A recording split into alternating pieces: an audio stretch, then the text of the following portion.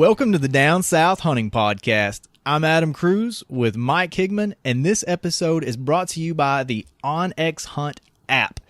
And Mike, I have used OnX quite exclusively for the last 7 days. I don't know about you, man, but I'm about beat in the dirt from hunting and looking at that app. Yeah, I got some hunting myself last week, and I used the app quite a bit. I got cookie trails running all over the property. I was on doing some scouting. So, yeah, I'm looking forward to talking to you some more about that during this little preview here. Before we do that, man, let's talk a little bit about some gear that we've been using. Also, hey, I'm going to introduce the fact that we're talking to the StringBean Giles out of North Carolina about dogging some deer and deer hunting with dogs. I think that's pretty interesting. And then, we'll talk more about our hunts too. So I think the most interesting thing is, though, it is, and on our end, is the hunts. So get us up to speed, man. How did your hunting go last week? Well, before I start, this may bring a little deja vu to everybody. I am actually sitting in the same spot I recorded our first episode, I don't know, like a year and a half ago. And I've kind of been moving around the house, so hopefully it's not too echoey. I got a different mic now. But the reason I'm in here is last night, one of my kids, who will be unnamed, got into bed with us, which is not an unusual occurrence. But this child is sick, and my wife woke up in the middle of the night to like a very warm spot growing around her.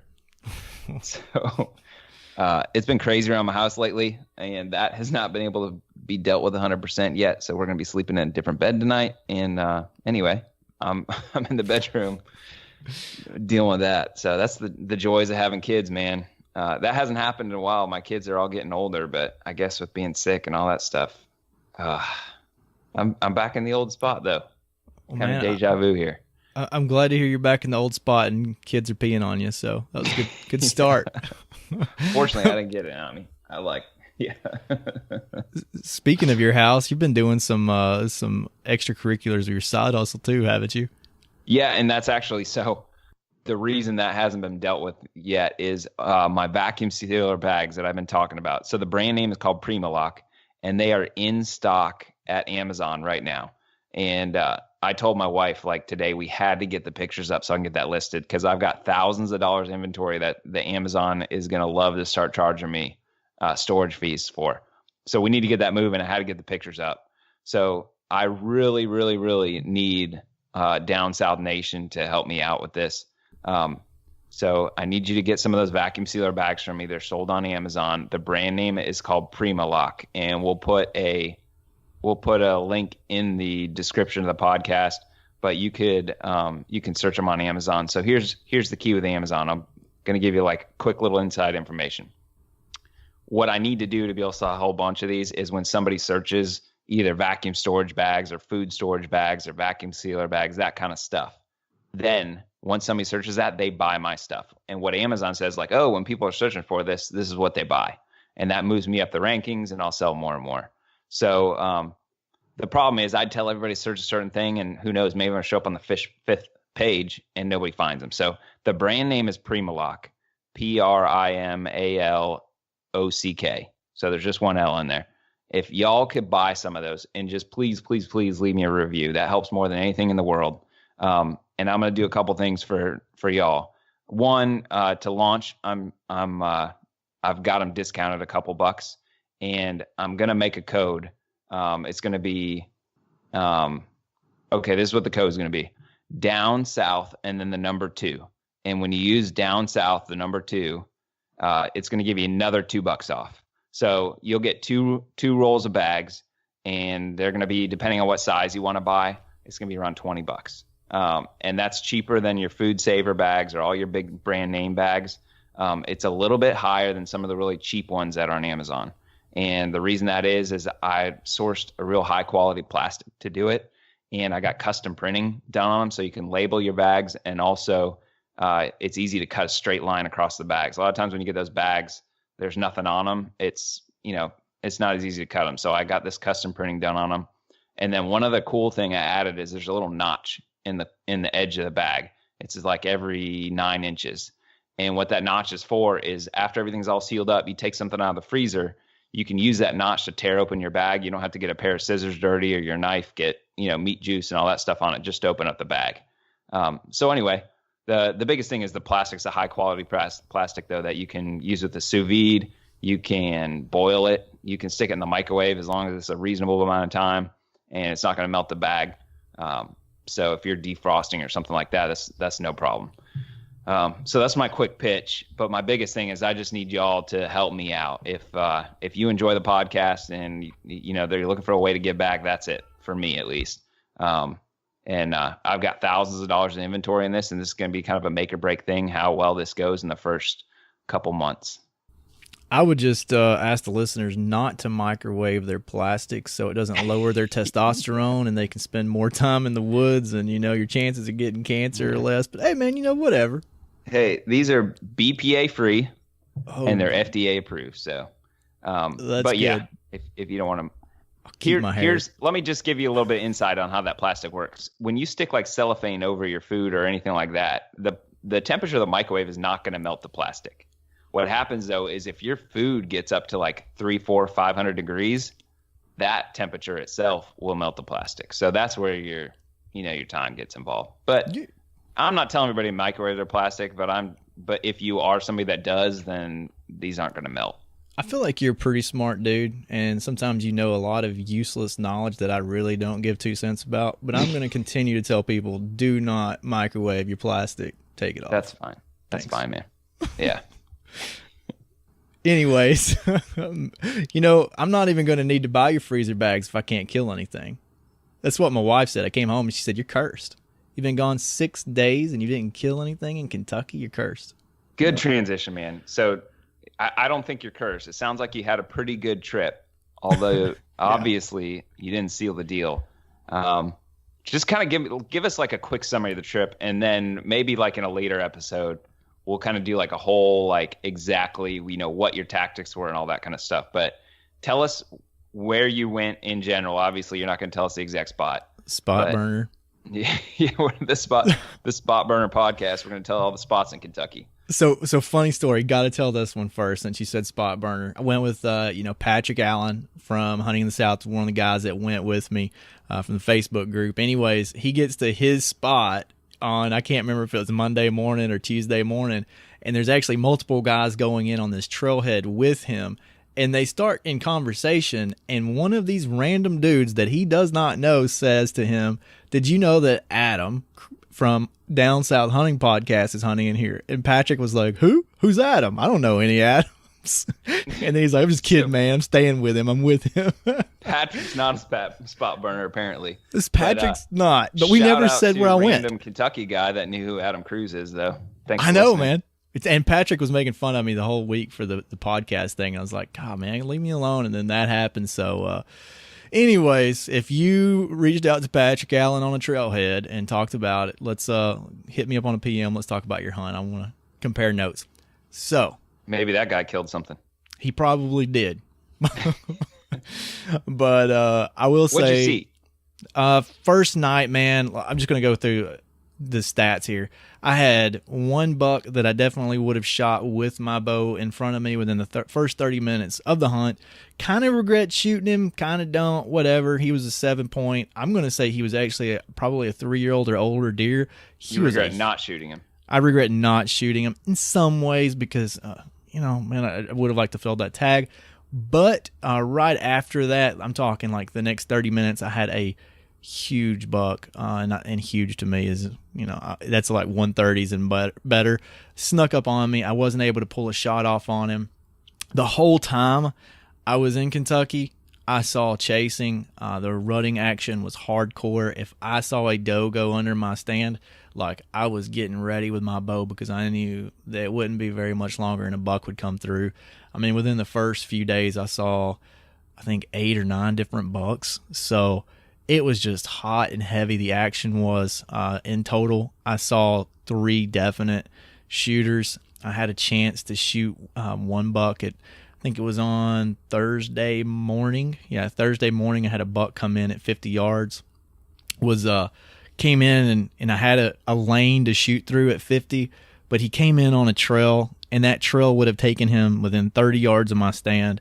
I let him go at 50. I watched him at 35. Let him go because there wasn't really a good shooting lane. I'm trying to be patient. I'm trying to wait because this buck is going to walk out in the open. And man, it just didn't happen. He ended up going back to 50 and the same kind of deal. It was sketch, and I just didn't take a shot. And honestly, like I've looked back on it, you don't kill a deer by not shooting at them. But also, I had a pretty tough time last year. I mean, in Kentucky, I shot at a deer where an arrow deflected. I felt sick about it all night because I thought I hit that deer because couldn't find my arrow.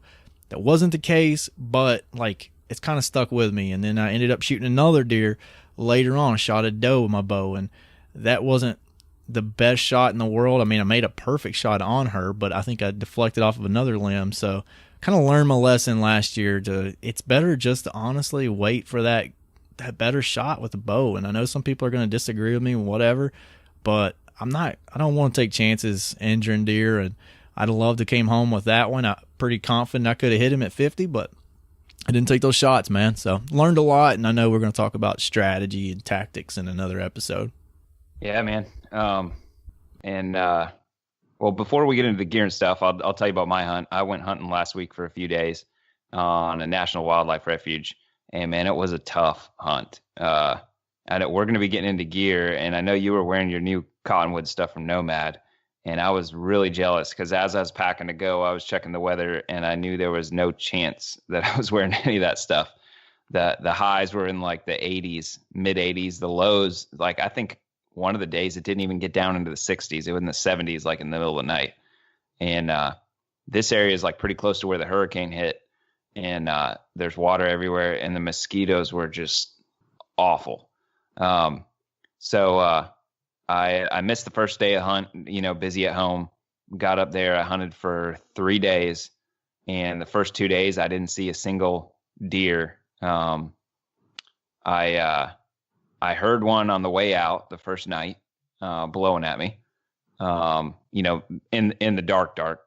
And the next day I blew a couple, while I basically didn't have any. I hadn't pre-scout this area, so kind of going in blind this area. I've hunted this place one other time, and basically I was trying to find like hot sign and get on that, which I've talked about before the season. That's kind of something I wanted to get into, and it was tough, man, because I could not find hot sign. And basically, I talked to several other guys in this hunt, and nobody was seeing anything. And that's one thing I kind of wanted to ask you about, and I just don't know how we want to get deep into this in this preview episode here, but something I've been thinking about a lot is the weather-based movement study, GPS stuff that we talked about earlier in the years. As the season goes on, I'm always considering like, okay, is this like a very small piece of evidence I'm looking at, or is this like, kind of supporting the general thoughts and that kind of stuff? And I'll tell you, this weekend was super hot, and there wasn't a whole lot of deer sightings.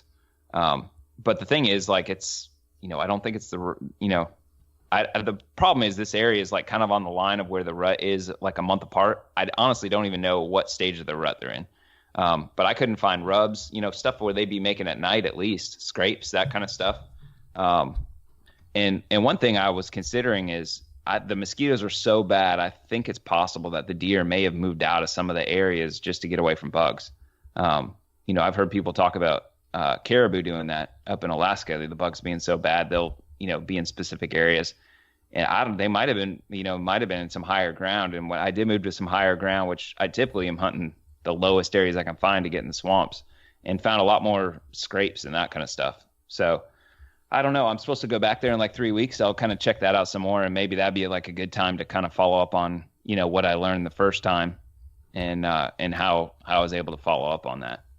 I was watching deer movement based off of weather patterns and barometric pressure and all that stuff as well. And my findings would have went completely opposite to what traditional thought process would be, but I'm not so sure that it's really fair because I think of the way that I hit the rut timing. Like the daylight activity was just really high for those deer based off the timing of the rut when I was there. So when I got there the early part of the week, I go by the DeerCast app, and that was the days when the movement was supposed to be poor. However, those were the days where I was actually seeing the most deer movement and activity during daylight all throughout the day. I'm talking daylight, midday, up until dark. I'm seeing deer movement, chasing activity, and then the days that it turned off cold and we had the rising barometric pressure, everything slowed down to an almost halt. So it went opposite than traditional thought, but I don't think that's a good sample size for me to come back and say, hey, everyone else is wrong. Biologists are right. I'm not there yet, based off. Yeah, and obviously, like, neither one of us are going to have enough sample size for anything to be significant, which is why I do put some faith in the GPS studies, just because there's no way I'm going to hunt enough to make up for, what a GPS caller can do, tracking a deer 24/7 every, marking a spot every 10 or 15 minutes. So, yeah, certainly nothing definitive, but it is something real interesting. Just kind of like mentally check off through the whole season. I think I didn't mention this about the last hunt where, that was also a tough hunt. Didn't see a whole lot. I hope there's nobody that's like new to the podcast and thinks they're listening to this because we're like awesome hunters and we're going to kill a bunch of stuff, because they're going to be sorely disappointed.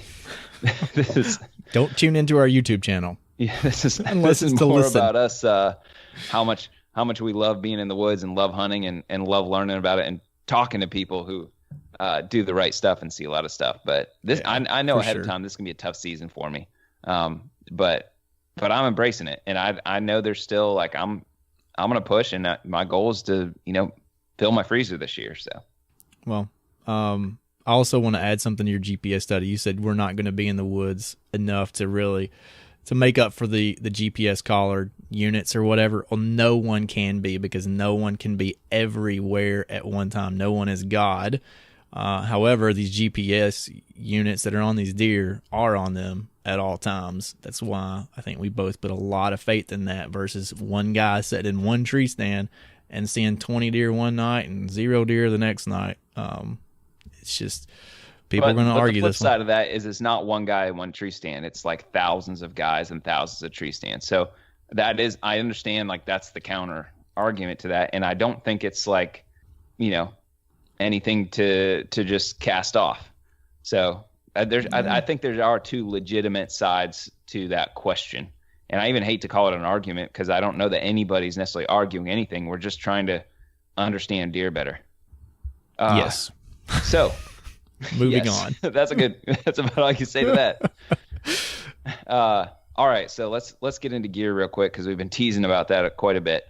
We had quite a bit of talk about our saddle hunting the last episode we did together. So kind of give me like a quick update. You hunted out of it quite a bit this last week, I know. Yep. What were your thoughts on the saddle? Every set was in a saddle. I will say my climbing method, which has been my biggest sticking point to saddle hunting, which would be the same as if I was hanging a hang-on tree stand. I became much more proficient.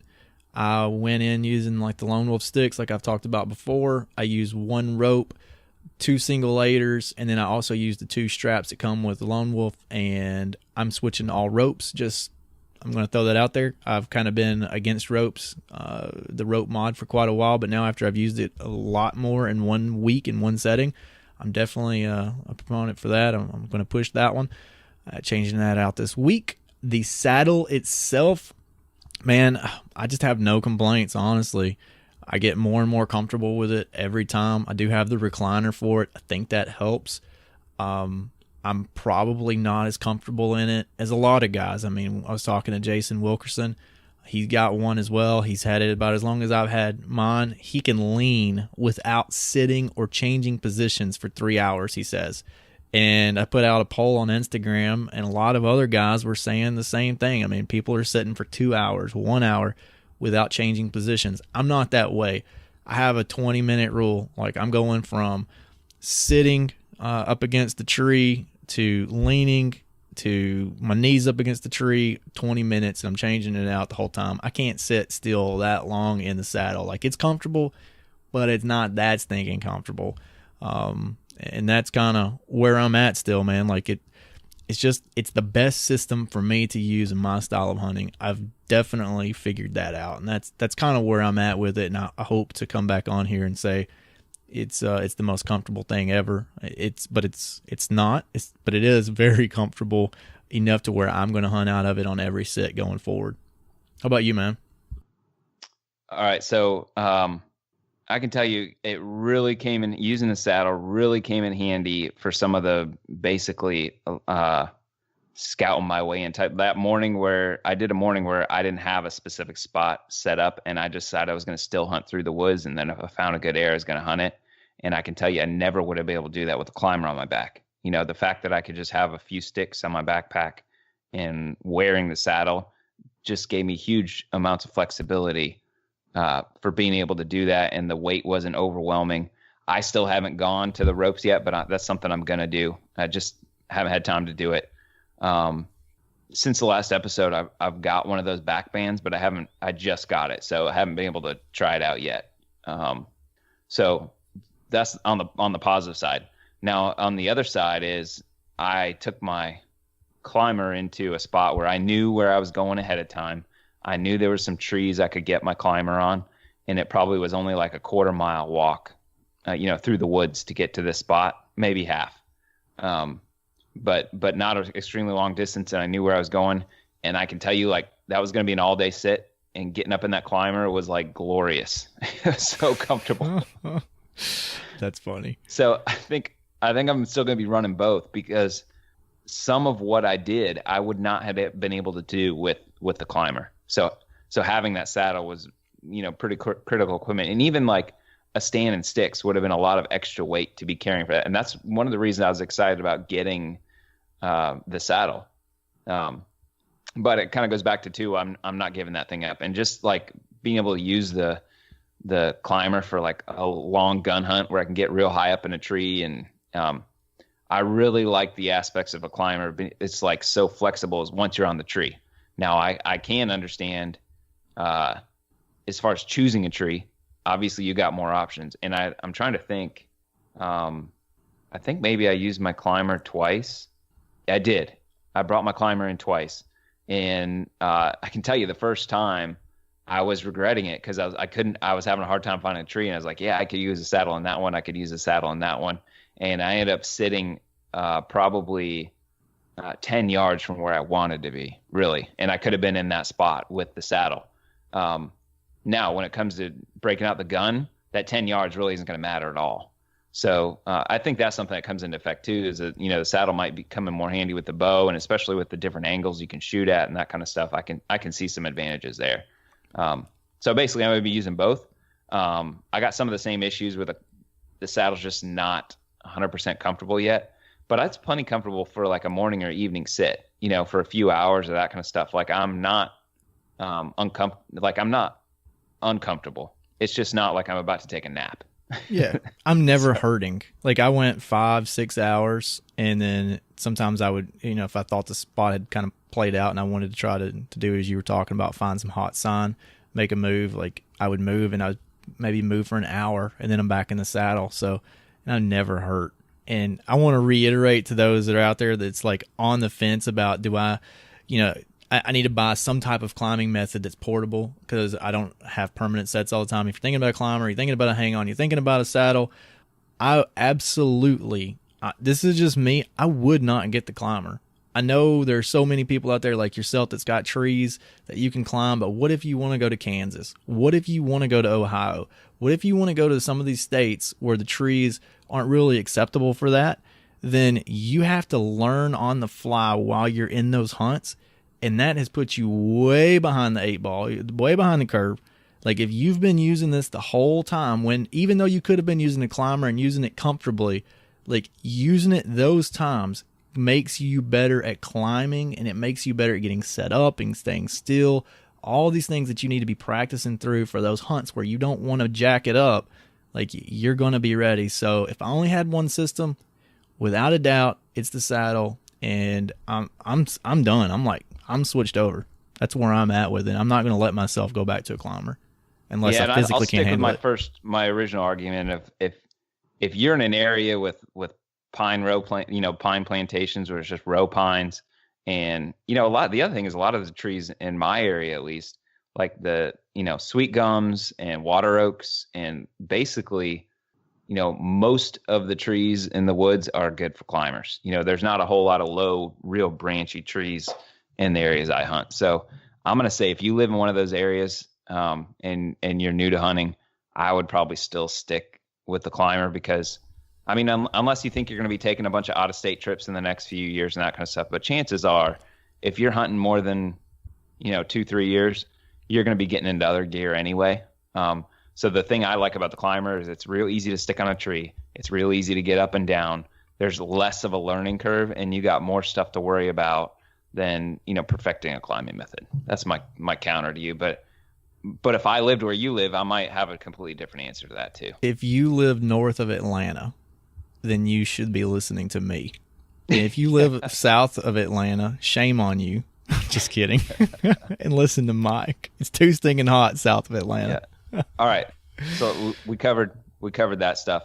And let me say, been talking to Greg Godfrey some from Tethered, and he is like a really helpful resource. One thing he mentioned is like it took him several hunts, and he's an experienced saddle hunter, to like really get his system figured out with this new saddle. So he owns the company. Yeah, and I know it's gonna keep getting better. So I think some people may have felt like after this last episode I was bad mouthing saddles, which I'm not. I'm just trying to give an honest opinion about it. I certainly don't want to, praise them to everybody and then somebody go out and buy it and be like, man, this is tough. I wish I hadn't done this. So I'm just trying to give my honest opinion on it. Well, nothing's perfect. That's the problem. Yeah. The Summit Viper's not perfect. It's bulky. It's clangy going to a tree compared to a lone wolf climber. Like, there's no comparison. Like, if you're going to go out and buy a climber, guys, spend the extra money and get a lone wolf, and you're going to sacrifice some comfort. But, man, you're going to be quieter. It's going to be a better system. It's going to be lighter. Like, there's just no perfect system because the lone wolf isn't as comfortable as the Summit. So yeah. And whatever it is, just get something that's going to get you on the woods. If that means you buy some used one off of Craigslist or something, and I mean, make sure you check it out real good so it's not going to break on you, and wear your harness. But yeah, if you're comfortable just being on the ground, do something to get out in the woods. Don't let some kind of gear stop you from getting out in the woods. Well, yeah, hunt off the stinking ground if you're if that's what's keeping you from it, like climbing. Because man, I know sometimes it can be intimidating getting up some of these squirrely trees. Heck, I've fallen out of a tree stand once. Almost had a second fall. I get it. Make you a little ground blind. It works. And is it better to have like some type of portable system where you're moving in and out of different areas all the time? Yes, but if all you got is a ladder stand, man, just set up your ladder stand, get out in the woods, and with what you said, I think hunting on the ground is real useful sometimes. So, or float your boat. All right, got saddle done. How about? I know you got some new Nomad gear. Give me like what did you wear? What did you get new, and how'd you like it? Okay, so the pants, almost every day I was wearing the Harvester pants, and that was pretty much anywhere from, say, a high of 55 down to a low of 30 degrees. I would switch from going to have like a base layer bottom with those pants to no base layer at all. Those pants rock. When type of stopper lining, it has fleece on the inside. Honestly, the only thing you got to worry about is getting too hot walking in and making sure you regulate your temperature going in that way. So very impressed with the pant. It's not a DWR finish. If it rains, and it soaks in, you are going to get wet. So you need to consider that and think about that depending on the type of hunt. The heat gear, I think it's the heat gear shirt, the quarter zip shirt, worked really good. We talked about it not being really meant to wear 7 days in a row. I would agree with that. However, it is much better than other synthetics that I've worn from Under Armour. And I'll go ahead and say a company name because that's the most prominent out there that has a similar shirt. This shirt, the pits are a little bit different, and it helps not retain that stench. An Under Armour shirt, man, you're like 2 or 3 days and you're done. You need a new shirt or you need to wash that shirt. So that was pretty cool. The fleece, the Slazeman fleece, quarter zip, I love that thing. Does well with, I would walk in with a heat shirt no matter if it's 30 degrees. That's just how I roll. I go in. You talking about the quarter zip cooling shirt? Is that the... Well, I got the quarter zip cooling shirt. Is the heat shirt. Okay. So, yeah, it's like for the hot. And then I got the Slazeman fleece on top of that. So I walk in with bottoms on. So I have like a thermal bottom, Harvester pant, and we'll call it the heat shirt. Then when I get to my stand, I'd put on the Sladesman quarter zip fleece.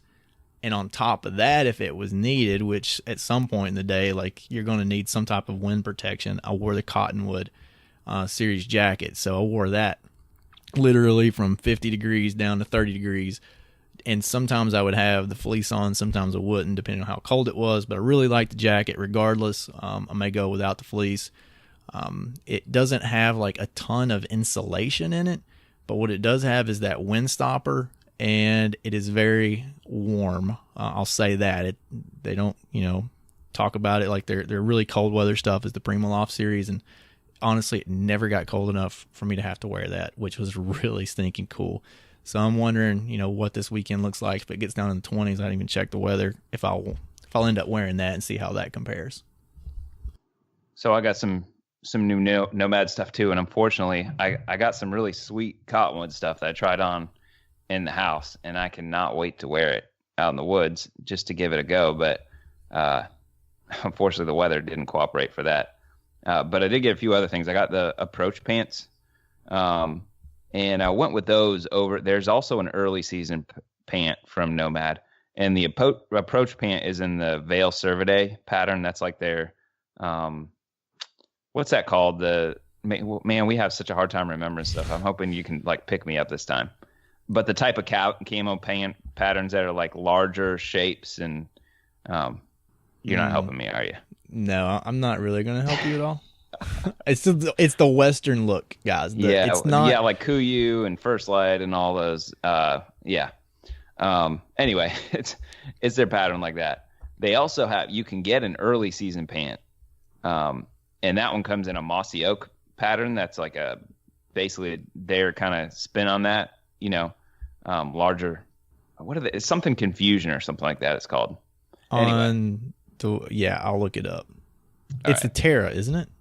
Mossy Oak Terra. Yeah, that's the Mossy Oak. I was just trying to think of the name of what you call those big camo patterns. But anyway, I like the way that Veil Cervidae looks a lot better than that new. I like Mossy Oak. I got some other stuff that was bottom lane and stuff, but I don't know, that pattern it wasn't for me. So I went with the Western style thing.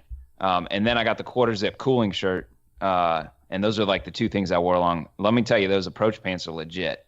Those are like definitely something I can see wearing a lot. Well, let me talk about the fit. Are they athletic or are they boot cut, baggy? Yeah. So I'll tell you, like they're I don't want to say skinny jeans because I don't think I have any skinny jeans, but they're a little bit tighter. It's like an athletic cut on pants. They're not baggy at all. That's good. And I can tell you the waist, I think the waist size was like, I think it was like, maybe there was like 32 to 34. Maybe I should try to look at this so I can like look at it exactly. But I can tell you, I think I was the upper end of, okay. So you order them by waist size. So I ordered the 34 and the 34 is like snug.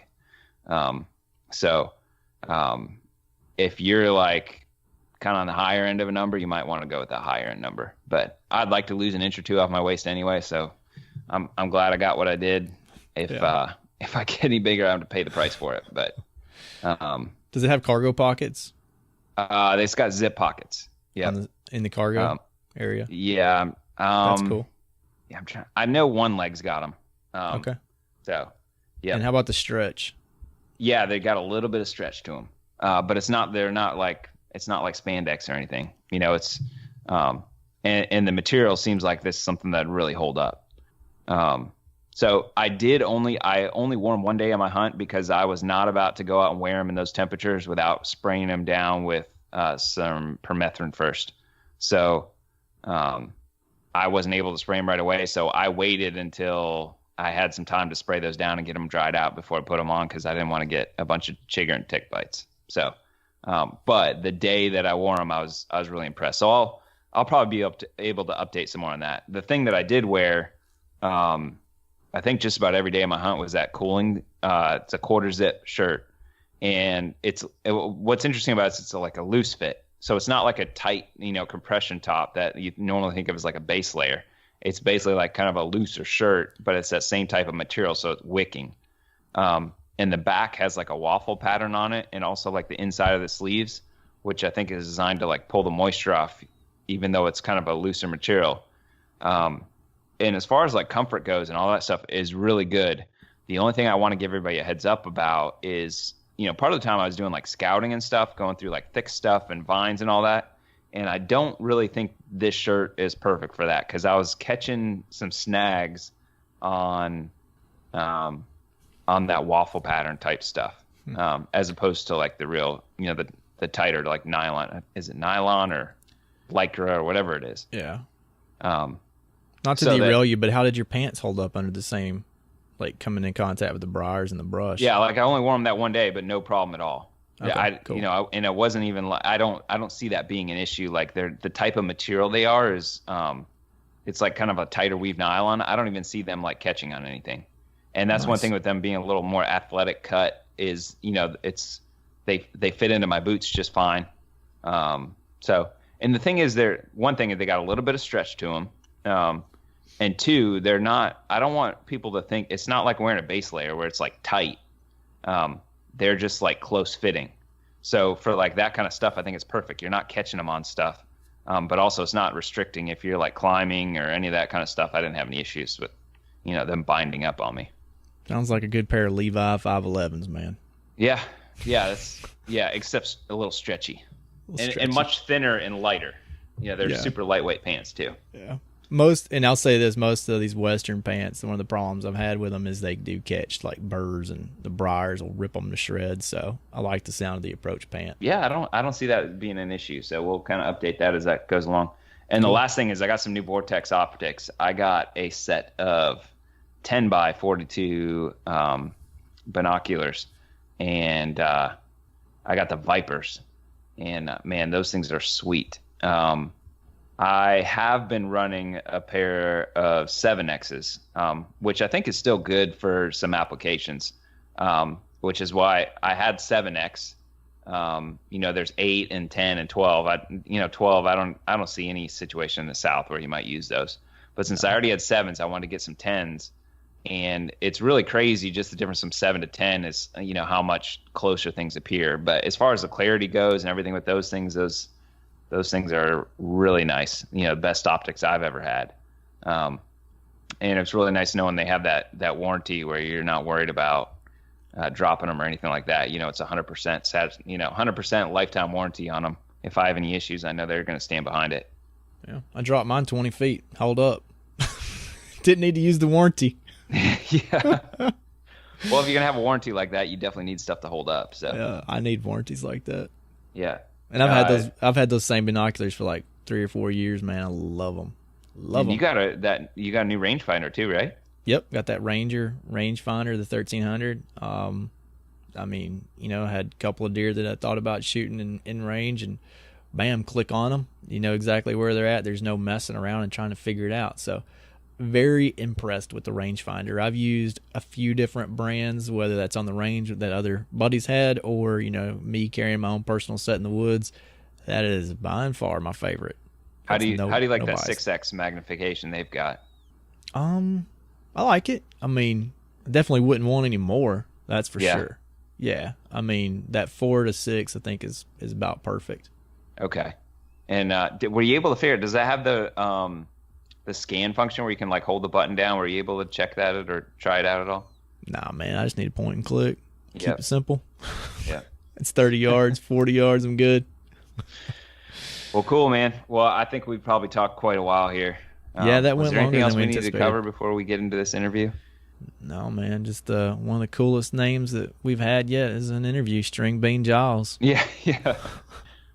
Yeah. And this is something, we've ever since we started the podcast. So this is the topic we wanted to go over was dog hunting, just because we know there's a big culture for it in the South, and I think there's a lot of misunderstanding for it. And I think we'll be able to answer a lot of those questions with Harry.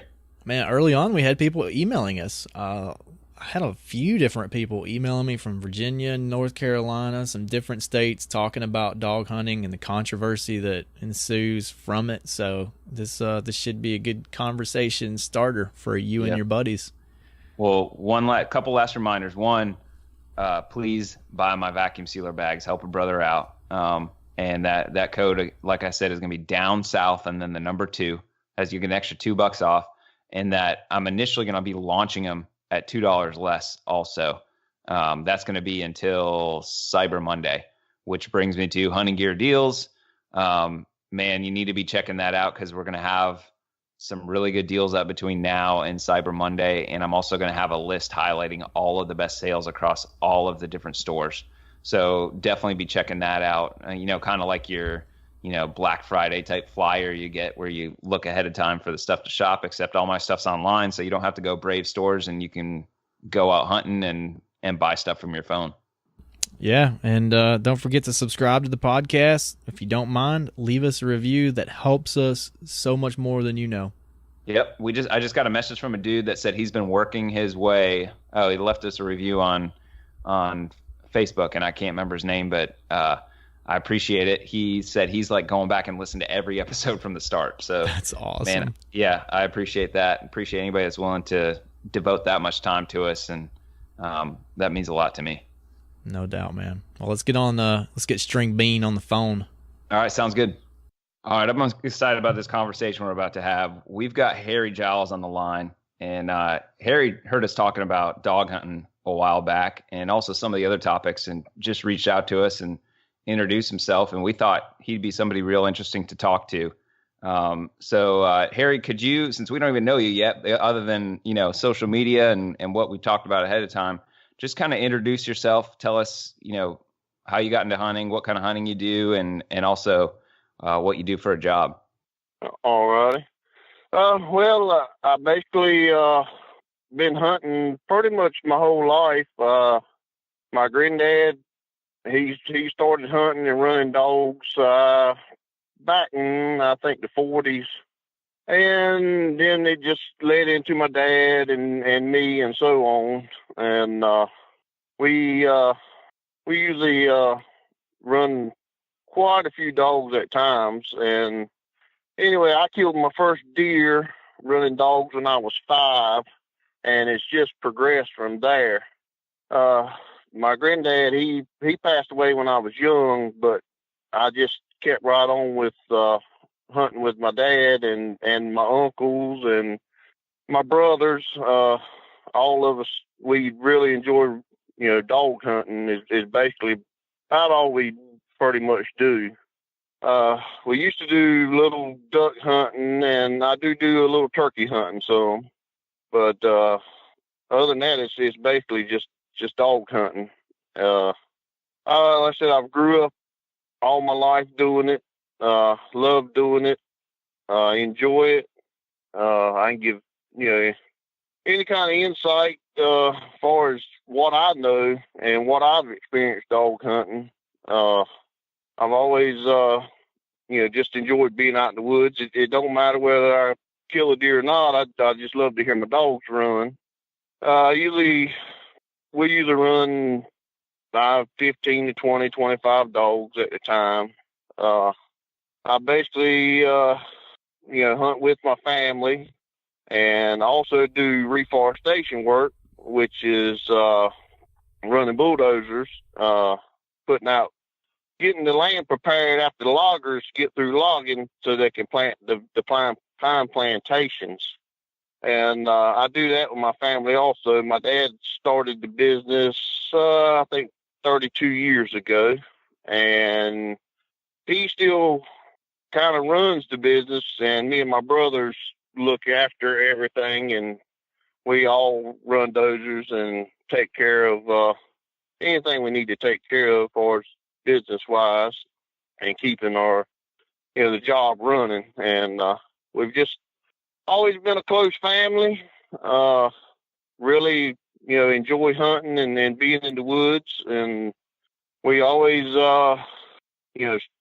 stay in the woods. We're always together most of the time. Really don't argue or fight much like a lot of people you hear, these family businesses and stuff. But we all get along good. And I said, I just heard y'all podcasts and stuff, and y'all were talking about dog hunting. So I was hoping, maybe I said, well, I've been doing it all my life. I thought I might could shed a little light on it for y'all. So Yeah, I definitely think we could use some of that. I know I've had a decent amount of experience with not dog hunting myself, but in areas where guys are running dogs. And I think Adam, you're in Tennessee where it's not even legal. So, but I know you've got some family with some experience with it as well. Do a little Harry, illegal dog hunt. What's that? I said we've done a little illegal dog hunting back in the day. So. And I know you got a lot of coon dog running in your family too, right? Definitely, that's what my dad was mainly into. But I was talking to my dad before this podcast, trying to get some different types of questions and philosophy of hunting with dogs, and man, he went on a big tirade about it. So I'm looking forward to this. Harry, where do you mostly hunt at and live at? Okay, I live in eastern North Carolina, a place called Pantigga, North Carolina, which is approximately about an hour from the coast. I hunt an area called Van Swamp. It's a pretty decent sized swamp, and they got game lands, and part of it's game lands, and they also have private. A timber company owns the private land, and we lease the private land ourselves. The family does. That sits right in the middle of that game lands. So in that game lands, you can run dogs on. So that's pretty much where I've been hunting my whole life. That one general area is Washington and Beaufort County is what it is where it's located at. And I said it's a pretty decent sized swamp. I think it's around 60,000 acres, I believe is what it is.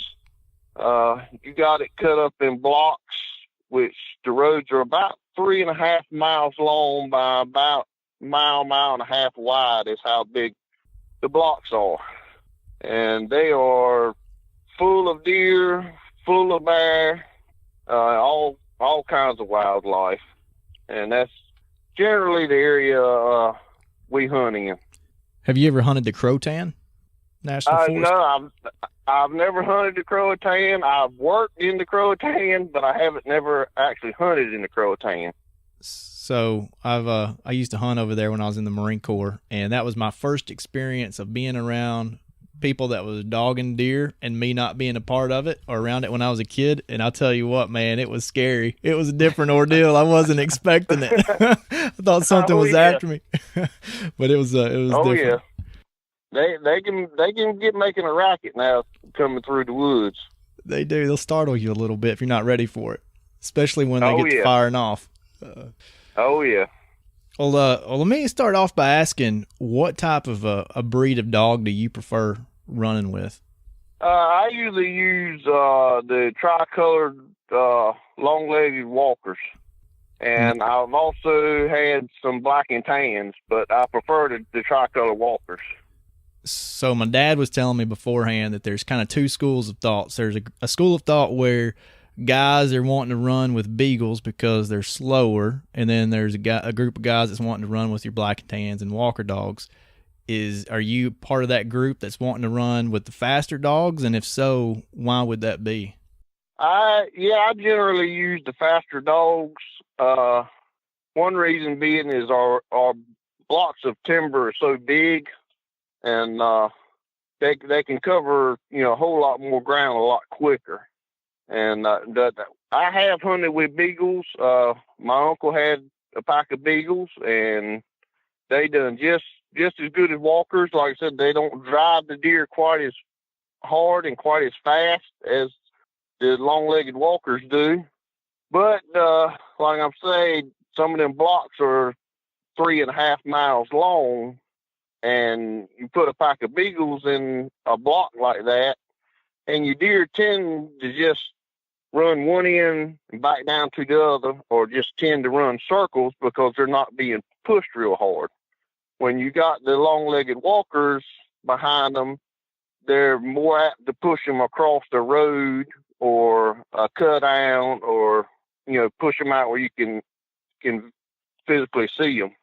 So maybe we should just start out with the basics. So can you tell us how a dog hunt works? So you already mentioned sometimes you run 15 to 25 dogs, but basically, can you just kind of go through from the start, like when you guys meet up and what the plans are, how you make your plans, and how you go forward with the hunt?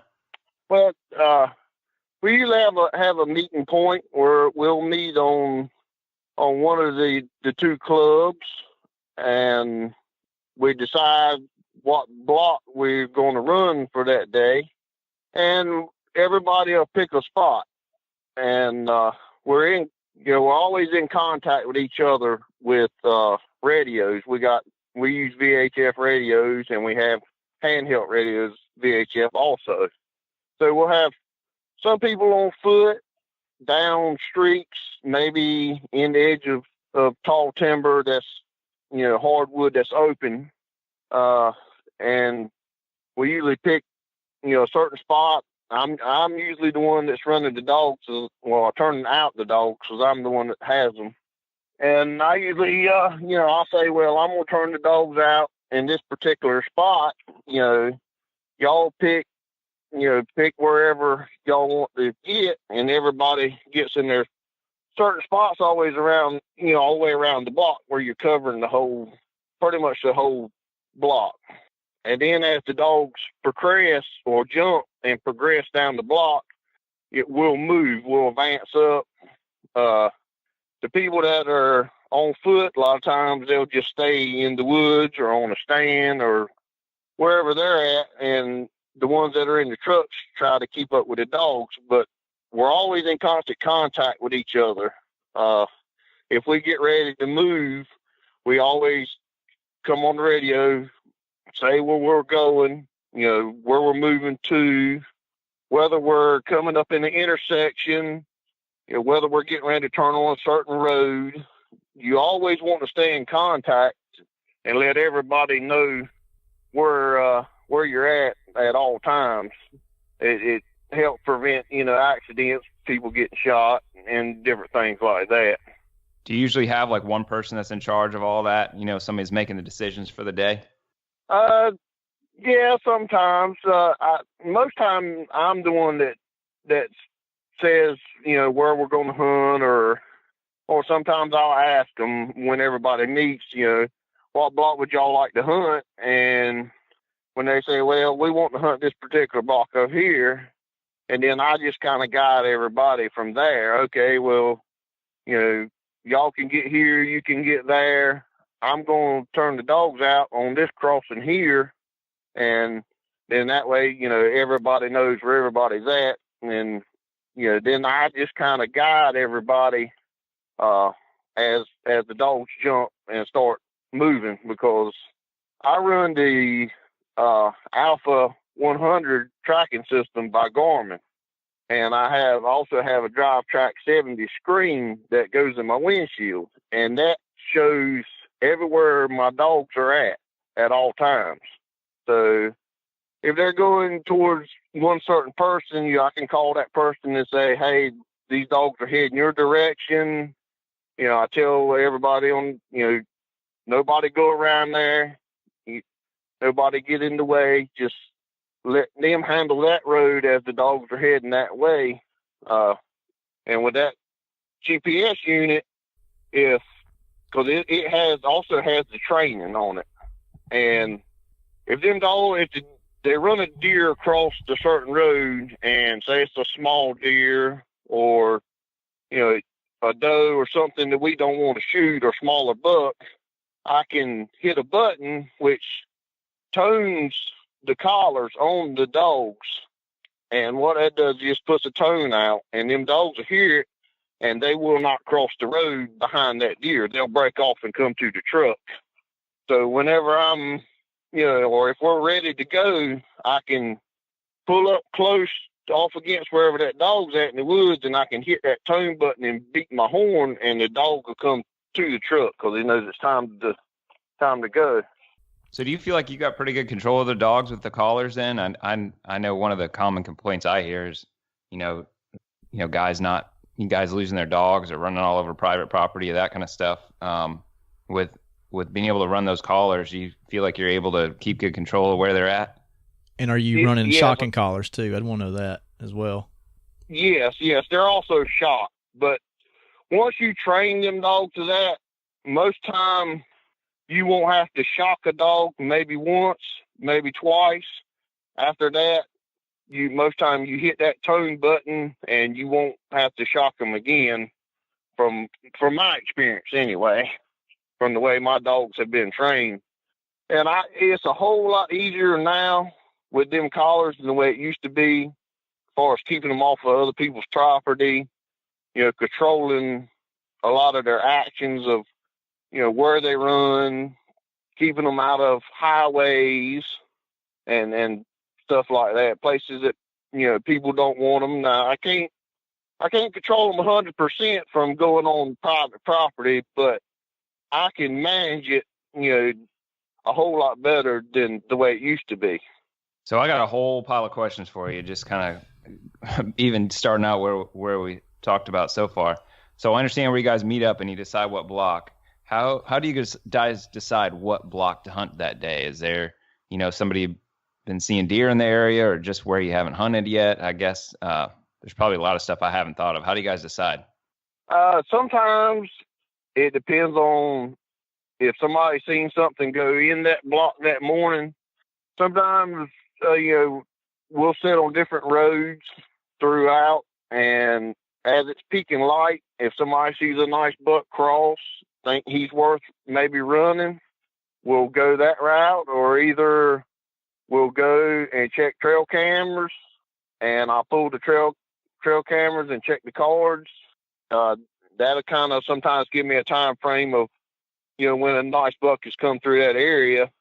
Or sometimes I just ride and look out the window and say, well, there's a nice track. Nice deer's been across that crossing. I'm going to turn out here on this crossing and go that route.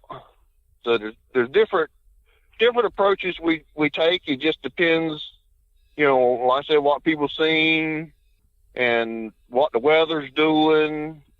Sometimes if the winds, depends on what wind direction the wind's blowing a lot of times also, because most of the time the dogs are kind of like your bigger bucks. They want to run with their nose in the wind.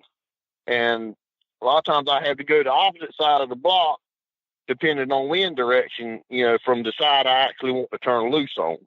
So do you ever go back to traditional areas? I know when I was coon hunting as a kid, it seemed like we were always turning out at, the same spot a lot of times, and we'd have success in those same spots. Is it kind of the same way with deer hunting? Because it seems like even, as a deer hunter, if you kill some deer are just going to obviously come back in because of food sources or the habitat, whatever that might be. So is that pretty good tactic to use?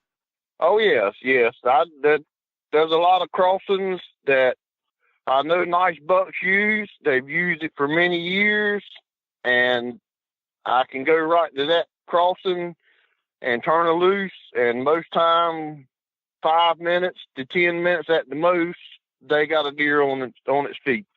Yeah, and that actually brings up the question too. How do you decide exactly where to let them go? Are you driving the roads looking for tracks and stuff too, and trying to let them go there, or you just try to feed them into pinch points and that kind of stuff? Well, I basically ride the roads. I've hunted it. Like I said, I've been hunting there ever since I was 3 years old, so I know exactly where most of all the crossings at. And it really, over all these many years, it don't change much. If you got a crossing here that the deer cross right regular, and I've hunted it enough that I know, well, that crossing there is mostly does and yearlings using that crossing. And I can go to this crossing over here, which is a little bit thicker cover, not quite used as much, and 9 times out of 10, that's where the bucks want to use all the time. So I also look for, signs like that. Now you're talking about turning loose and different things. We haven't really talked about, and I haven't heard you mention setting anyone up in any particular stands or spots to where you would run the dogs to them. Yeah, we have certain stands, It depends on, like I said, what block we're running at the time. But we do have different stands that we put people on, and sometimes they'll sit there all day long because sometimes them dogs go to one end of the block and it ought to be 3 miles away, but it won't take them 10 minutes to turn around and come all the way back. So we do have different stands, different streaks. Being we're in the bulldozer business, we took one of our dozers in the private land, which is owned by a timber company, and streaked ever so often in between the pine trees. And then we've got streaks all the way around the whole perimeter of the private blocks that we have, and got stands set up pretty much all the way around the whole area. And we usually try to put people on them stands. And I say most times they'll sit there half a day, all day. It all depends on which direction the dogs go at that time. How many guys are you usually hunting with? It could be anywhere from 5 of us to 15 or 20 of us. It just all depends on who's off work that day, who's able to hunt. And with our group, 85, 90% of my group is all family. So once gun season gets going, are you guys hunting like every day or just usually a couple days on the weekend? How often are you guys going out? Normally I hunt pretty much every Saturday I hunt. We do hunt more when Thanksgiving comes along. I usually hunt more during the week from Thanksgiving until the first of the year. We just choose different days. And like I said, it all depends on who's got off work at that time and stuff like that. But pretty much every Saturday, I will be in the woods running my dogs. So you guys meet up in the morning. You guys pick the block of timber you're going to go into. Let's say somebody saw a nice buck crossing the road. So you're going to start off the dogs on that track. How does it go from there? You have certain dogs that do certain things, and one takes the lead, and then one kind of go through exactly how that chase goes down and what your role is as far as tracking the dogs and controlling them as well. Well, what I do is say, if a nice buck crossed the road, we'll see figure out what block it is. We look at how big the block is, and then we determine on how many dogs we need to turn out. I do have some dogs that say somebody seen a deer 2 hours before I get up there. I do got some dogs that are colder nosed that runs the track, and I usually can turn that dog out, and that dog can trail, and then when it jumps, I can turn more dogs to it. And then sometimes I just come up there and I'll dump everything I got in there and just let them all go at one time. It just all depends on how the stuff plays out. Sometimes we only dump half of what we got in the block. Like I said, it all depends how big the block is, how many people are hunting, and things like that. And like I said, I'm usually the one that I'll let everybody know, hey, these dogs are heading this direction. You need to get ready. Because sometimes, even though these are long-legged walkers and they're fast, sometimes that deer is liable to get a mile ahead of them dogs. If it's a great big buck and he's rutting and he's out of his actual home range, he will go back to wherever his home range is, and most time he takes a straight shot when he does, and he will flat leave them dogs when he gets ready to do that. So if I see they're making a break to go in that certain direction, if somebody's not there, I can call them and tell them somebody needs to get there. Do you find that these bucks kind of break away in a way that leaves the does behind so that the dogs will stay on the does, but they can make a break for it? Oh, yes. I've I've turned out on a nice buck. The dogs jump it, take off, and he'll run right straight to where the most does are at, and most run right through the middle of them. And once in a while, well, most of the time I have one dog or two dogs that might stay on the buck, and some of the other ones will break off on the does. And then you got, a couple of different packs of dogs running. But that goes back to the colder nosed dog that actually runs a track. You got the colder nosed dog that actually runs the track. 9 times out of 10, he's going to stay on the buck. The other dogs that are faster, a lot of them, some of them run by sight, some of them just run by winding. They don't run exactly where the deer runs. So I like to always have a couple of dogs that run exactly where the deer runs, just for that purpose of that buck running through a whole flock of does. Now, you didn't really talk about, I think, the bucks circling the driver, but my dad was saying that was one of the things that they always had to take into consideration. Is that, how do you really plan for that, or how you watch out for that and try to kill that particular buck if you know you're after one?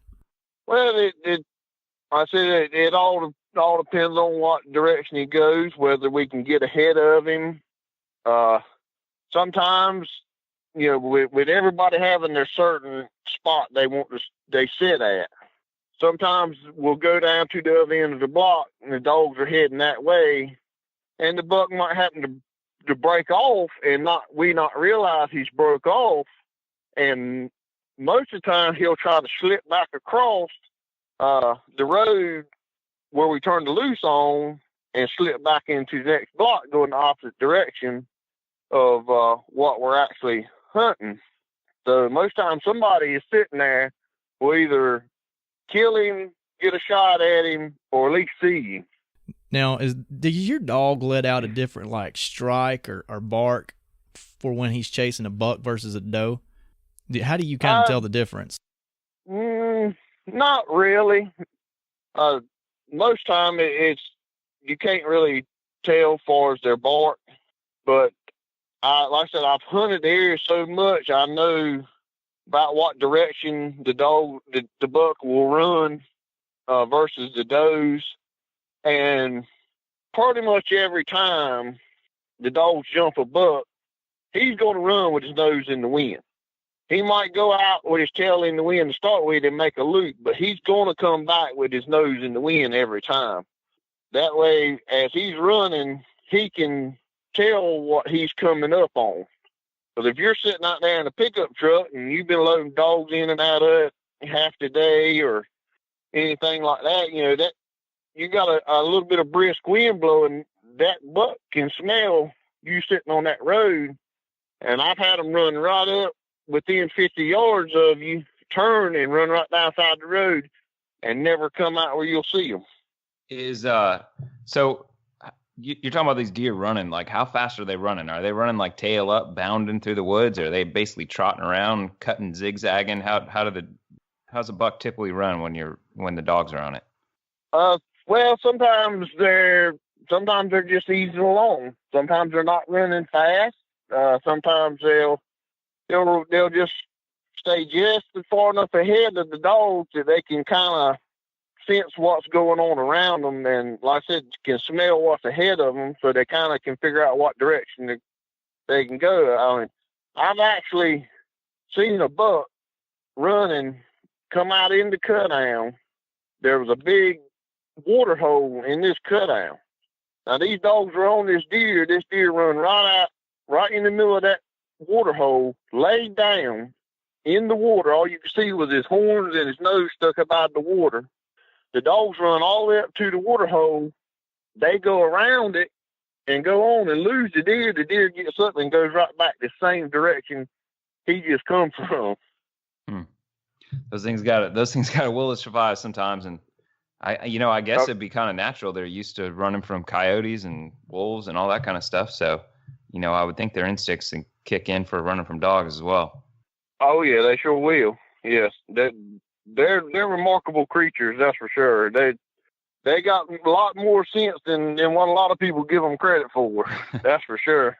So when it comes time to take the shot, how does that typically go down? So I know some guys will maybe be on a stand, and I know where I'm hunting at, a lot of guys are just on the road. You know, they got boxes on the back of their truck they're sitting on, and they're all spread out. What kind of guns do you guys typically use, and how do you decide when to shoot? Do you start shooting as soon as you see them, or you wait till the broadside, or how's that go? Well, we all use high-powered rifles, and most time we wait for a good clear broadside shot, and we just don't start shooting. You know, if a deer comes up in the road, we generally try not to shoot directly down the road. We let that deer come up, go across, and right before it gets ready to go in on the other side of the road, where you're shooting at an angle back in the timber, shoot at it then. Then if you're sitting in a stand on one of these streaks that we've got pushed, and if the dogs are coming from the north heading to the south, a lot of times what I'll do is set my rifle up, and I'll look through the scope and get it lined up on the south side of that street. And as the dogs are getting real close, I'm looking with both eyes, but I'm still holding my rifle in the exact same place to the south side of that street. And when I see that deer hit the street, most times by the time you close one eye and pull the trigger, the deer's coming through your scope if you're already holding it on the south side of the street. So, but we always generally try to take a good kill shot on the deer. So most dog hunters I've talked to have said, basically, you know, it's all about the dogs. What is it about the dogs that makes them, you know, makes it so special to you, and what is it that makes a good hunting dog? Well, for me, it's excitement to me. When them dogs jump and all them dogs are barking in tune with each other, and that loud roar's coming through there, it's just something about it makes my hair stand up on the back of my neck. I don't care if I shoot the deer or not. Sometimes I won't even take my rifle out of the truck. I just love to hear them dogs run, and it's excitement. It puts excitement through the day. You know, if you're going in, you're sitting on a deer stand, you know, you're sitting in a tree, you're sitting there all day long. You might have some birds or a squirrel or two walk by. You know, could have some turkeys or something like that. But when you're running dogs, you always got action. It's always action packed. It's always a lot of excitement. You know, because you never know exactly where a deer's going to come out at any time, any given time. I've been running dogs. The dogs be over here running hard, and next thing I know, hear a shot over here on the other side, and deer just walks out and starts feeding or something, a nice buck that, you know, somebody will be sitting on that streak or that stand. And it's funny how that happens sometimes, because the dogs will go right through there, and them deer will lay right there and never get up. And then all of a sudden they decide that, well, I want to get up and go out here and feed a little bit, and they'll get up and walk out there and feed after the dogs have been running around them all day long. Yeah, that's crazy. I guess, so that kind of leads into this question. I do want to get back to the dogs some, but something I've really been wanting to ask you this whole time is, how effective are the dogs at running deer out of an area? Like, do you feel like if you guys focused on it, you guys could run the same area for a week straight, and basically you could get all the deer that were in a block of timber? Or is it kind of a crapshoot, and you may or may not get some every time? It depends on how big the block is. Now, these blocks we're hunting, like I said, most of them are 3 miles by a mile block. Some of them are a little bigger, some of them are a little smaller. You take them blocks like that are 3 miles long, you can run them for a week straight and probably would never run all the deer out of them. But what we tend to do is, once we pick this block for the day, a lot of times we'll concentrate on that one block. We liable to run deer out of it, catch the dogs up, water the dogs, give them a break, put them right back in there, and just keep doing that. We can do some of them blocks. We can do all day long and keep running deer out. I can pretty much guarantee you every time I turn my dogs out, it won't be 5 to 10 minutes for their jumped, regardless of however many times I've turned out in these blocks. But we also have an abundance amount of deer. There's nothing to sit on the steer stand in the afternoon and see 20 or 30 deer within hour and a half. I'm talking, a pretty good fair amount of deer. So how do you decide what to shoot at? I mean, does your group have like set things they go for, or, people just shoot anything that's legal? I know the area that I hunt up at, I've talked to several guys that basically even legal or not, there's a lot of groups of guys that'll just kind of, if they get the opportunity to shoot at something, they're going to take it, which, of course we got real low deer density in that area, I think, as a result. But I'm sure that's not how everybody works. How do y'all decide what to shoot at? I mean, obviously you got a bunch of deer, you're not shooting everything. Yes, we usually, if somebody says, well, we want to kill a deer today, haven't killed one in a while, they'll pick out what they want to shoot, and they want a big doe, they'll shoot a big day. If they want, to wait on a nice buck, we wait on a nice buck. But with us, a lot of times we're going for nice mature bucks is what we usually go for. Now if it's, we have young kids or something hunting that's never been hunting or only been hunting a few times, if they want to shoot a deer, they can pick out whatever deer they want to and they can shoot it. It's fine with all of us. We just don't go and shoot everything that comes out. Because like I said, after a while, if you keep shooting and shooting and shooting up everything that comes out, you eventually won't have no deer, or your population is so low that it takes so long for it to come back. Because I have been in clubs before that there was 2 sets of guys running dogs, which was my group and another group. We were grading kind of what we shot and was careful with what we were shooting, where they were coming along shooting everything. And eventually they would shoot up everything in the club and pretty much ruin that club for 4 or 5 years before you start getting deer back in them areas. Yeah, and I think that's probably the case with, comparing regular hunters and dog hunters and whoever. There's always different people with different standards. And, I do think that's one of the main issues with guys that are not fans of dog hunting is one, they probably don't understand it a whole lot. And 2, there's bad apples in every bunch. And I think it's easy to throw everybody in that same bunch. Oh, yes. I've hunted places, and have people come in because, like I said, some of the area I'm hunting is game lands. So anybody can come in there and hunt. And we've had different groups of people come in there, run dogs, just run all over everything, shoot everything that moves.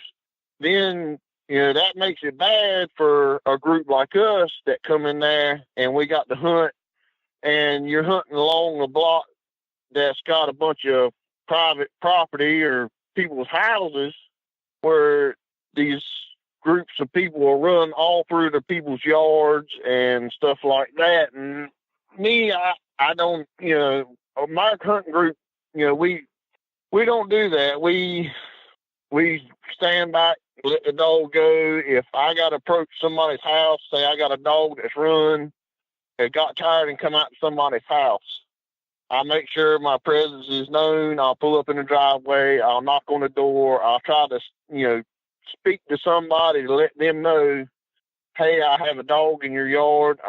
Would like to get my dog. I'm not going to disturb nothing. Just get my dog and I'll leave. And we've been hunting the area so long that a lot of times when they see us or they happen to catch the dog in their yard, they read the name on the collar. They are familiar with with us and who we are. So they'll either, give us a call on the phone, or a lot of them know what channel we hunt on. So they'll call us on the radio and say, hey, one of your dogs is here. You can come pick it up whenever. He'll be out here in the back of the truck, or sometimes they'll tie it to a tree or something like that. But then you got the ones that'll just come in there and just run and gun and run all over everything. And it makes it bad for the people that are trying to do it the correct way and try to respect people and other people's property. So, after you guys run a block, maybe you run a block several times in a day. Do you think that most of those deer come back to that same block the next day, or do they move out to a different area because of the pressure? What do you typically see with that? Oh, they'll come right back. They'll feed right back in sometimes that same afternoon. We've run deer out. We've run them out by the next morning. Already got pictures of the deer on trail camera coming back. So it don't seem to affect them as far as flushing them out of area where they'll stay out. If that's their home area, they're coming back within a short period of time. Do you think that's the case even if, say, you run them out of the same area 3-4 times? Oh, yes. Yeah, like I said, we hunt the same area. Sometimes I've hunted the same block 3 days straight, and they always come right back to the exact same spot. That's like this past Saturday. We had a big buck that we were after last year. The dogs would jump him. He'd go down this block, and he'd turn and cross this road. And he'd cross this same crossing just about every time. And we never killed him last year. We had a couple guys shoot at him, but nobody never connected with him. And this Saturday, I turned the dogs loose. They jumped. They took off right down the block. I started easing down towards that crossing where that deer was crossing. Well, I was sitting there, and the dogs made a turn. They were coming to the road, and I could see them on my box. I said, well, they're coming right to that same crossing where that nice buck's been coming. And sure enough, he come up in the road, paused for just a second, and shot straight across the road. And I'm pretty sure that it's the same deer that we were after last year. Now, I could have killed the deer, but I had a truck that come by me and was easing down the road. And if that truck hadn't come along, I could have killed the deer. But that's part of hunting on the game lands. You have to hunt around other people and respect other people, as they're trying to hunt also. So what do you do after that? Do you let the dogs go in that block of timber that he crossed into, or you just kind of move on with the day? It depends on what block the deer goes into. Now, that day, he had, I think, 2 dogs come on him, pulled them dogs off because he had run through a flock of does, and the rest of the dogs had broke off on them deer. So as majority of the pack goes the other direction, we tend to go with the pack. Now, if we catch up all the dogs, we might come back to that spot where that deer crossed later on that evening and turn loose on it. And sometimes if the pack's running it, we'll just let them go and just everybody surrounds that next block. All right, so now we're going to get into a little bit of selfish questions for me, since I hunt some areas where guys run dogs, and the area I hunt has about a quarter mile around the outside of it. That's public land. That's basically a dog free zone, basically probably to keep the dogs off the private property. And I know the wardens are pretty tight on that. It doesn't mean none of them go over there, but I know, all the local hunters know if they get caught with the dog running through that area, they're going to be, I want to say the fine's like $500. But where do these deer typically go when the dogs have been running? Like, can you pinpoint specific areas? Like, do they tend to go more towards, swamp areas where they can get into water, or, they go for high ground where they can keep an eye out for the dogs, or Are there any trends you can see that maybe somebody that doesn't hunt dogs, but they're in that type of area? Because I know there's lots of clubs even here, I'm sure all over the South where, they run dogs and they're still hunters. So do you have any advice for guys that are, just doing stand hunting and still hunting, how those guys should hunt in an area where dogs have been running? Generally, from what I see, your bigger bucks try to go to swamp bottoms. They try to go where there's water, because they can get in that water, or they can run through that swamp bottom, and a lot of times they'll lose the dogs because they get in that water and the dogs just lose, the scent of where the deer have run.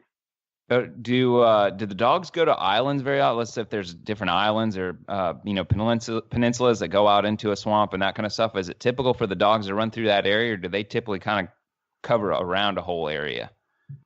Something like that. They pretty much will cover the whole area. They'll spread out. Sometimes they'll spread out wide before they jump. And just as soon as one starts barking and trailing, the other ones start going to him. And then when they jump, the whole pack will go. But they generally cover a whole area real good. So coming back to the dogs, what goes into raising and training a dog? Because to me, when I think of dog hunting, I don't think of it so much. The challenge doesn't seem to me so much, although you got to pick the area and you're picking the block and you're putting the dogs on the track. But to me, the whole challenge of dog hunting is actually training and raising the dogs. Would you agree with that? Oh, yeah. Yeah, what I used to do when I was a kid, we would take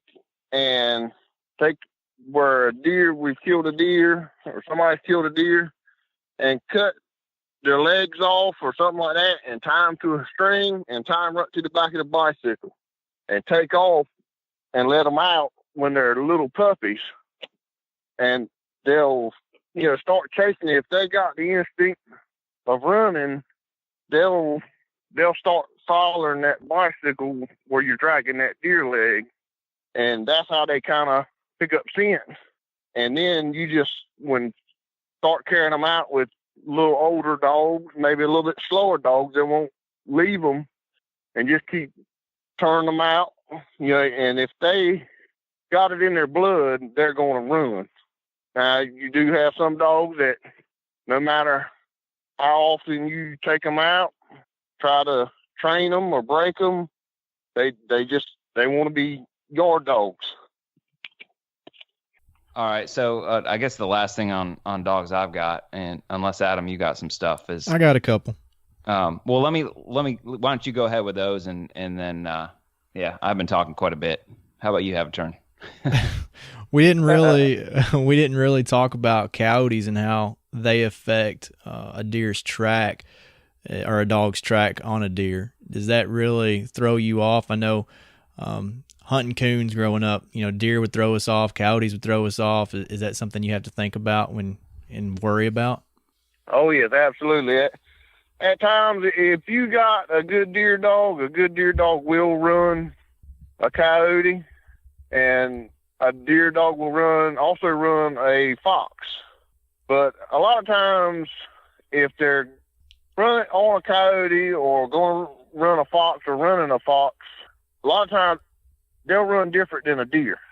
A coyote, he'll tend to run big circles from the experience I've had with what dogs run coyotes. And a fox will tend to run a tight circle. They seem to don't want to leave a certain general area. They'll keep going in them circles. And a lot of times if you see that on your GPS, if you got tracking collars, you can see them circles. Now, like I said, before they come out with all the tracking stuff, you just had to go by ear and try to figure out, whether it's the deer's running in circles, if it's actually a deer. If it's running in circles, well, it's a good chance that's a coyote or that's a fox. A lot of times, if you run dogs long enough and know your dogs, a lot of times you can tell. How much is a deer dog going to set you back? Let's say you're going to buy a walker, and you're going to go in and buy one that's got some experience. How much is that going to cost, guy? I've seen dogs from $150 up to $3,000. It all depends on what you're willing to pay, what you want. I usually, most of my dogs, I usually around $300 a dog is what I usually give, and most of the time they do plenty good for what I want. I'd say around 300, 250, anywhere through that area is you'll get a pretty good mid-range dog for that price. Why is it that coon dogs will sometimes go for a lot more than that? Because I've heard of coon dogs going for $10,000+. Is that just because they're money dogs and they can go win money for the hunters, or what's the deal there? Yeah, I think a lot of that's money dogs that win. Same way with the walkers. You have walker dogs that can go right on up high, but a lot of that is the time trial dogs that they run these pens. They win trophies. They can breed this dog and make so much money off the dog's puppies. And some people want that dog just for breeding, so they'll spend a lot more money because he's champion bloodline. He's got a lot of trophies and stuff like that. But myself, I've never got into the time trials. My dogs some of the dogs I got were time trial dogs, and a lot of times that's when I'll get them, is when they start getting a little bit slower in the time trials, and these guys got younger, faster dogs. I tend to get the little bit older dogs that are starting to slow down a little bit. But some of these dogs that I'm getting, I'm saying old, but they're not really. They might be 2 years old. But these younger puppies that they're raising now are so much faster. And that's where a lot of your money comes in, is having a faster dog, a champion dog that wins all these trophies, and where they can breed them and sell puppies and things of that nature. If you can, real quick, explain what a time trial is and basically what the competitions are with these. Well, a lot of them is they either go to a fox pen, some of them have coyote pens, and they got different stations throughout this block of timber that they got fenced off. And they'll turn these dogs loose, or they'll turn the fox loose or the coyote or whatever, and then they'll turn these dogs loose. Well, you got people come from all over with these dogs, and a lot of times they got numbers on the side of them, so they know what dog is what, whose dog is who, and they'll time that dog. How long it took that dog. Say the fox went by this checkpoint, and the man sitting there timing starts the timer when the fox goes by, and times how long it takes for the first dog to go by, and then they'll take account of how many dogs, what dogs in the lead, and kind of count it down like that. Okay. So I guess a few questions just to wrap up this whole dog hunting stuff is, hunter numbers in general are going down, it seems like, and, there's a lot of data to support that. Do you see a lot of the same pressures in dog hunting and, with land harder to come by and that kind of stuff? Do you see that threatening dog hunting in the next years going forward? Do you still see dog hunting being a common practice in 20 years? I see some threats in certain areas. Now, the area I'm in, I feel that we're probably good for many years to come. We're kind of in a rural area. A lot of areas that actually have done away with them, dog running, or either set certain days they can run dogs, is heavily more populated areas that have grown up closer to some of these cities. But far as where I'm at in the area I hunt is so rural that I don't think that, we'll have any issues. A couple of years ago, we had a man come down, bought a piece of property in the middle of the timber company property. Well, he bought, I think, 60 acres in the middle of this property. The dogs running through his property where the guys were hunting, and that guy throwed a fit, wanted dog hunting to be shut down, and started this great big ordeal. And there's so much support for dog hunting. And when the guy actually sat down and actually started talking to these dog hunters, he started changing his mind on the whole thing, that they weren't as bad as what he thought they were. A lot of it is he moved in and never had been around dog hunting, which that's a lot of cases. People move in, they buy property out in the country. You got these guys that lived here all their life. They've hunted, run dogs all their life. And this one person comes in and tries to change it. But a lot of it is they've never actually had anybody to sit down and talk to them about it. Hasn't never had anybody explain to them about dog hunting and stuff like that. All right. So I guess just to wrap things up on the dog hunting, what would you want to tell hunters that aren't dog hunters? Somebody that doesn't have the experience, like this guy that bought the property out there. What would kind of be your plea to those guys, just so they can understand what you do a little bit more?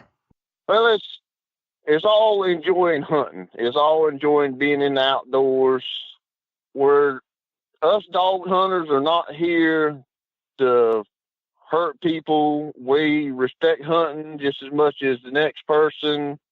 And if you move an area and there's guys hunting dogs, just get out, go talk to them. Set up some boundaries. If you don't want them to come on your property, fine. Just speak to them and let them know. Talk to them a little bit about it, and hopefully that respect will get passed down, where we won't have such arguing and fighting, and can continue dog running.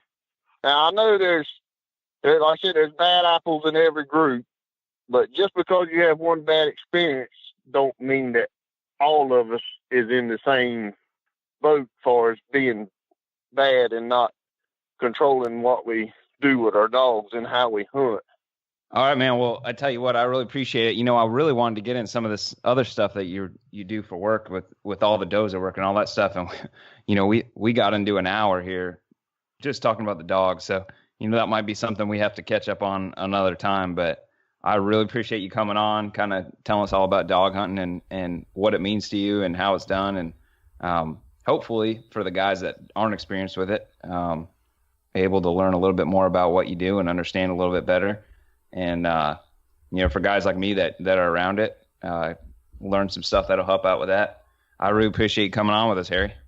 Oh, yeah, I really enjoyed it. And like I said, anytime y'all want to talk about the site prep reforestation work, just let me know. I can give you a lot of insight on what I see as far as that type of work, too, because some of the podcasts I've listened to that y'all have done, and I know these guys that y'all have on there are experts at stuff, but there's a lot of stuff that I've heard them say that I disagree with, and I'm out here and I see it every day.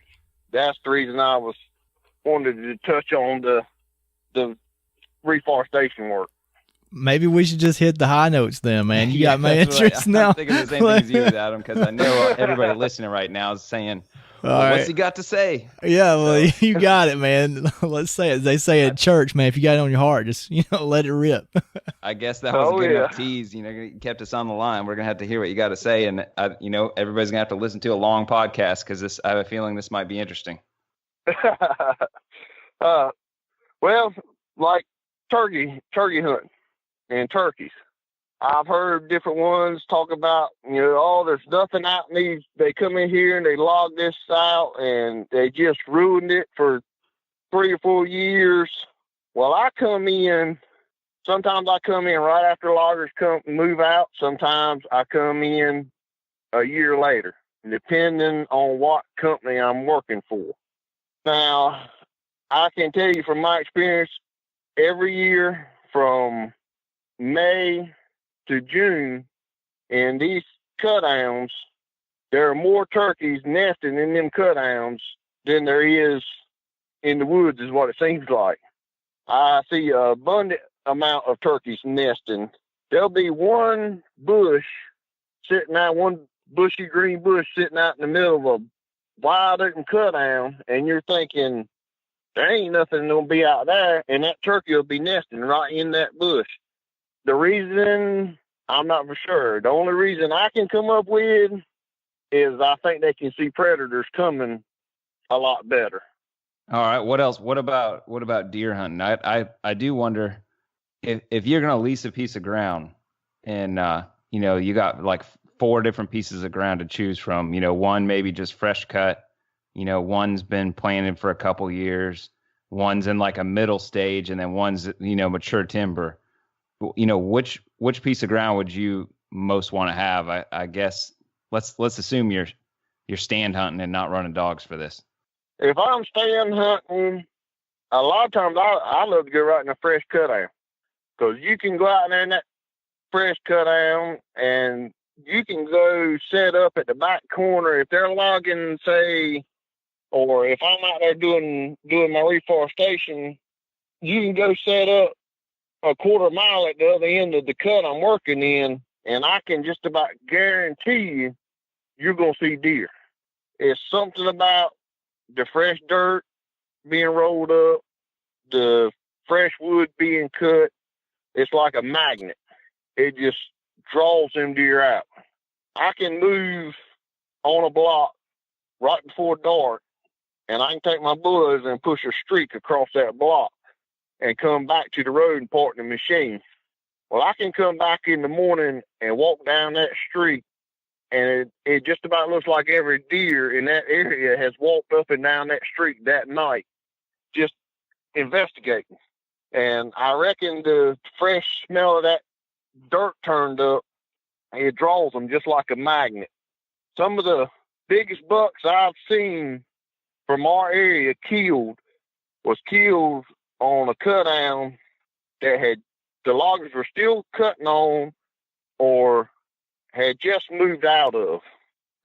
Is it the same? I don't know how much burn work you get into with your job as well, but do you see that with burned areas as well, where they're moving into burned areas right away? Maybe not as much in the burn areas. It's probably been 12 years or better since I've got into any kind of burning areas. They've shied away from burning a lot here in eastern North Carolina. It's very seldom they burn anymore. But I would say, from what I've seen, a week or two after it's burnt, maybe, when that fresh vegetation starts to grow, the little fresh seedlings are popping up. It seems like the deer really move in at that point in time. Almost like a giant food plot, I guess. Yeah, sure is. All right, so obviously the turkey thing and cutting timber and having the turkeys move out was heavy on you. Is there anything else that was kind of bugging you? You've heard in the past you wanted to clear up? Let me see. I know it was something else. I can't recall right offhand exactly what. The turkey thing was the main thing on my mind.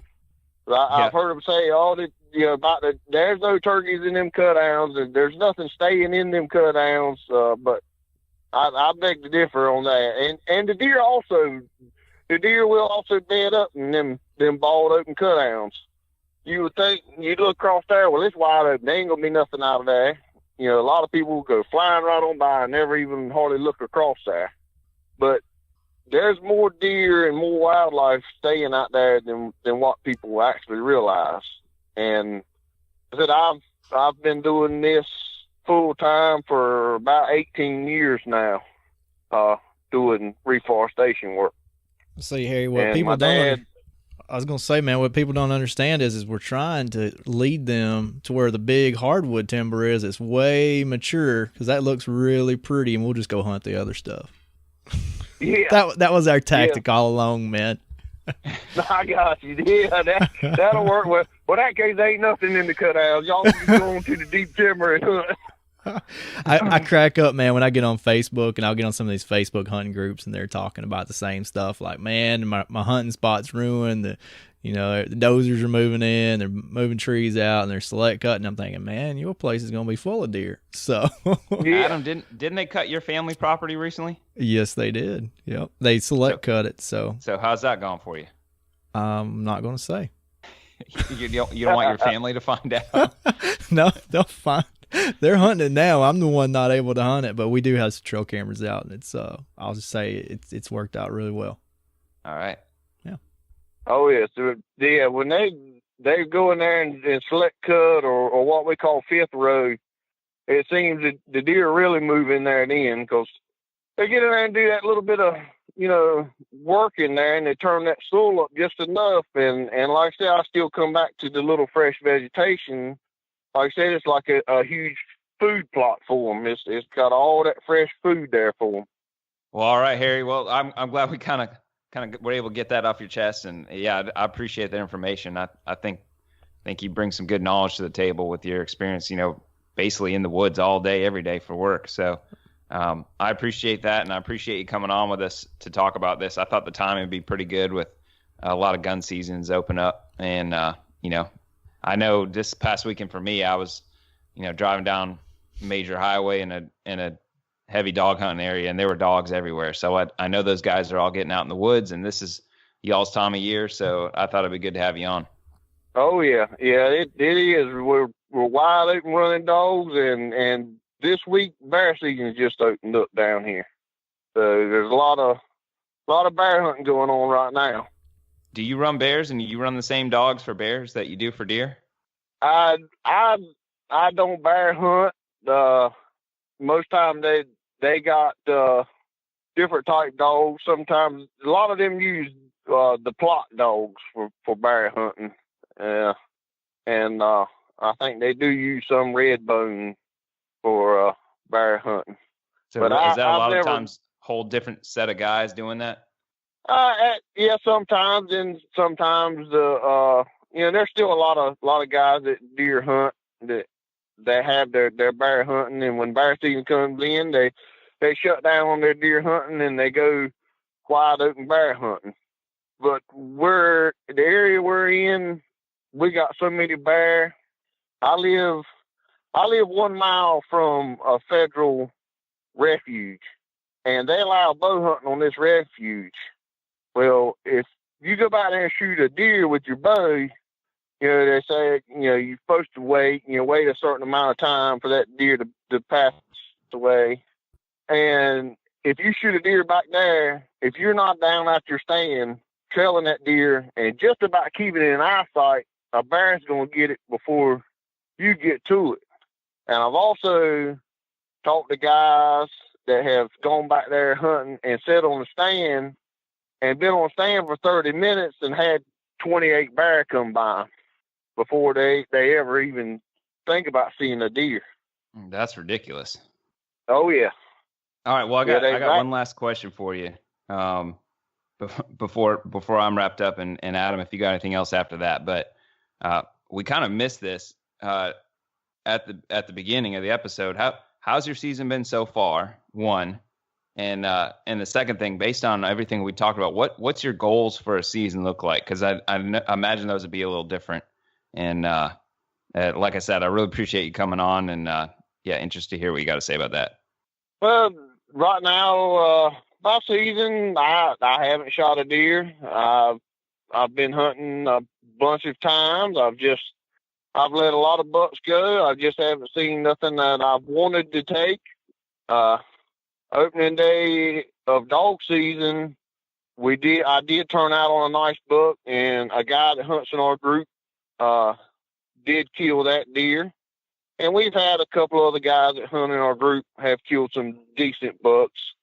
But as of right now, I haven't seen nothing that I want to shoot. I've killed so many deer that it's got to be a nice one before I want to shoot it. It's just, I reckon the older you get, the more you want to kill a more mature deer than just going out shooting smaller deer. But it's difficult in our area to get a mature deer because there is so many people shooting them and they won't let them get age on them. Most time, if you get a 4-year-old, 5-year-old buck in the area I hunt, it's a very mature deer. And like I said, that deer the guy killed opening day, as far as our deer aren't very big, we probably, if you kill a 140 class deer, you've got a trophy for the area I hunt in. And this deer, I say, was probably close to 120s, 120s, 125, somewhere in that area, I would say. But as far as me, I haven't seen a deer or anything I really want to shoot. So I just more or less enjoy getting out and running my dogs and listening to them run. Well, Harry, man, we've enjoyed talking with you. I know people can look you up on Instagram by going to StringBean Giles. Are there any other places that you'd want people to connect with you online, on social media, or anything like that? That's about it. Just Instagram. I don't have Facebook, and I don't have none of the other stuff. I just have Instagram because I just ain't got time to manage anything else. I'm so busy with work, and when I ain't working, I'm hunting. And if I ain't hunting, I'm fishing. Well, man, I like the sound of that. I don't think you're missing anything on any of these other platforms. So I'm glad we got to talk to you and meet you, though. Oh, yeah, I really enjoyed it. All right, man. Well, have a good night. All right, Harry, have a good All night. right. Thanks. Y'all too. Thanks. Bye.